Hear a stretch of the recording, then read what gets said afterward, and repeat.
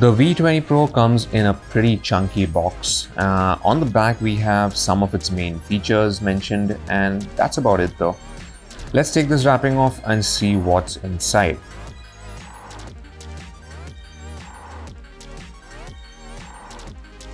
Okay, so first up we have a little cardboard sleeve with a bunch of things inside. These include a transparent silicone case. You get some manuals and of course a SIM eject tool. Then we also have the USB Type-C cable. And finally we get to the V20 Pro itself. Now, as you can probably tell, this is the sunset melody color, which I think looks very nice. Let's put it aside for the moment and check out the rest of the contents. This is the power adapter, and it is a 33 watt flash charge 2.0 adapter for fast charging. We also have a Type-C to 3.5mm headphone adapter. And finally, we have a headset. So overall, a pretty good bundle with everything you need to get started right out of the box. Okay, so I've gone ahead and set up the Vivo V20 Pro, and before we get into the specifications, let's take a quick look around the phone itself. As you can see, it's got a glossy finish all around. This is a plastic frame, but it does feel relatively sturdy. I mean, there is no flex or anything if you even apply a bit of pressure like this, so that's good. It is quite light. It's weighs just around 170 grams, which is good, and it's not too thick as well. This is about 7.49 millimeters in thickness. Now, as I mentioned earlier, this is the Sunset Melody color, which I think looks really cool, but it's also available in a Midnight Jazz variant if you don't want something too flashy. Now, over to the right, we have the volume buttons. We have this textured power button, which is nice. It's not much on the other side. Down at the bottom we have a dual SIM tray. It only supports 2 nano SIMs. Type-C port, single speaker over here. Coming to the top, we have the earpiece, and we have 2 cameras this time, which we will get into shortly, but that's about it. We just have a microphone on the top over here. So overall, I think the V20 Pro looks pretty neat, but that second selfie camera uses more space in the front, so you have a little wider notch, which does make the display look a little old-fashioned, if I'm being honest, but maybe not a lot of people would mind that.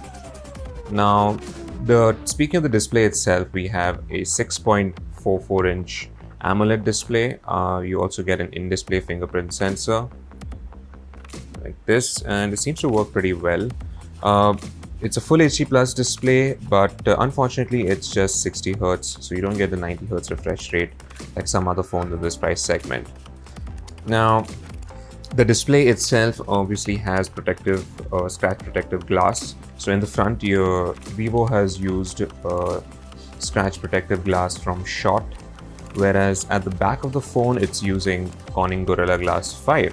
So again, a pretty premium build quality all around for the V20 Pro, which is nice. Now, one of the big differences between the V20 Pro and of course the regular V20 is the SoC. So this one has a Qualcomm Snapdragon 765G SoC, and what this means is this is also supports 5G. Now, there's only one variant of this phone in India. It comes with 8 GB of RAM, and you get 128 GB of storage.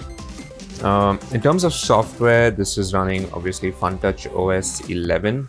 I'll just quickly show you that. And this is still based on Android 10.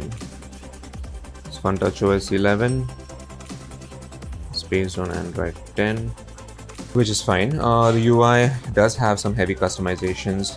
There are some pre-installed bloatware and stuff, but we'll see if we can get rid of those later on. But the interface seems pretty nice. You have an app drawer. You get this universal search feature if you do a swipe down gesture, and you get this pretty stock looking toggle switches in the notification shade. So all in all, pretty nice. Finally, let's go over the camera. So let's begin with the front cameras itself. In the front, you have two cameras this time. So there is the 44 megapixel camera, but you also get an additional 8 megapixel ultra wide angle camera, which is nice. And coming to the back, we have a triple camera setup over here. So over here we have a primary 64 megapixel sensor, followed by an 8 megapixel ultra wide, and then we have a 2 megapixel monochrome camera. So the 8 megapixel ultra wide camera is pretty interesting because it has autofocus and it does let you do a bunch of different things.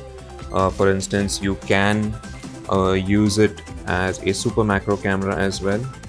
So it's the same ultra wide angle camera that can be used for macro photos as well as wide angle shots, which is a nice touch.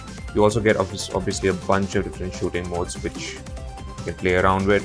But the cool thing is that because of this more powerful SoC, you do get 4K 60 FPS for video recording for the rear and the front camera, which is really neat. And once again, you can see that last but not least, the V20 Pro has a 4000 mAh battery inside, and you also get 33 watt fast charging with the fast charger bundle in the box itself.